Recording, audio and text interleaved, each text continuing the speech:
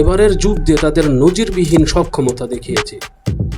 Saudi আরব, আরব আমিরাত সহ উপসাগরীয় সকল দেশের মার্কিন এম্বাসিগুলোতে ইরানের ভয়াবহ হামলা। এখনো পর্যন্ত কোনো হতাহতের খবর পাওয়া যায়নি। তবে এই ঘটনায় যুক্তরাষ্ট্র মধ্যপ্রাচ্যে থাকা তাদের সকল বেসামরিক নাগরিকদের অবিলম্বে মধ্যপ্রাচ্য ত্যাগ করার নির্দেশ দিয়েছে। এই ঘটনার পরপরই সৌদি আরবের রাজ পরিবারের কিছু মন্ত্রী পরিষদের সদস্য নিরাপত্তার জন্য দেশ ছাড়ার পরিকল্পনা করছেন এবং অনেকেই চলে গেছেন। তারা এটা ভেবেছে যুক্তরাষ্ট্র যেখানে নিজেরাই নিজেদের নিরাপত্তা দিতে ব্যর্থ, ইরানের মিসাইলগুলো আটকাতে বা প্রতিহত করতে পারল না, সেখানে সৌদি আরবকে কিভাবে নিরাপত্তা দেবে। বলে রাখা ভালো, যুক্তরাষ্ট্র এই নিরাপত্তার নামে প্রতি বছর বিলিয়ন বিলিয়ন ডলার নিয়ে থাকে সৌদি আরবের কাছ থেকে। ইরান দ্বিতীয় বিশ্বযুদ্ধের পর সকল রেকর্ড ভেঙে দিয়েছে। বছরের পর বছরে চলা যুক্তরাষ্ট্রের অন্যায় আর জুলুমের বেড়াজাল ভেঙে নতুন সম্ভাবনার দ্বার উন্মোচন করেছে।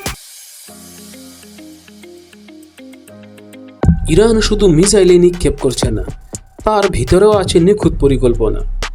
রাশিয়া ইউক্রেন যুদ্ধের কারণে ইউরোপ রাশিয়ার তেল গ্যাস আমদানি করা বন্ধ করে দিয়ে মধ্যপ্রাচ্যের দেশগুলোর উপর নির্ভরশীল হয়ে পড়ে, বিশেষ করে কাতারের উপর। এমত অবস্থায় ইরান হরমুজ প্রণালী বন্ধ করে দিয়ে ইউরোপে জ্বালানি রপ্তানি বন্ধ করে দেয়। অবশেষে ইরান আরো বড় পদক্ষেপ নেওয়া শুরু করে। গতকাল কাতারের গ্যাস ক্ষেত্রগুলোকে মিসাইল ও ড্রোন হামলা করলে তাতে একেবারে উৎপাদন শাটডাউন হয়ে যায়। এতে করেই ইউরোপের বাজারে জ্বালানির দাম 20% বৃদ্ধি পেয়েছে। বিশেষজ্ঞরা আশঙ্কা করছে কিছুদিনের মধ্যে ইউরোপে ভয়ঙ্কর মূল্যস্ফীতি দেখা দিতে পারে। প্রথমে ইউরোপের বিভিন্ন দেশ আমেরিকার পক্ষে সহযোগিতা করার কথা ভাবলেও ইরানের মিসাইল সক্ষমতা দেখে তারা তাদের নিরাপদ মনে করছে না।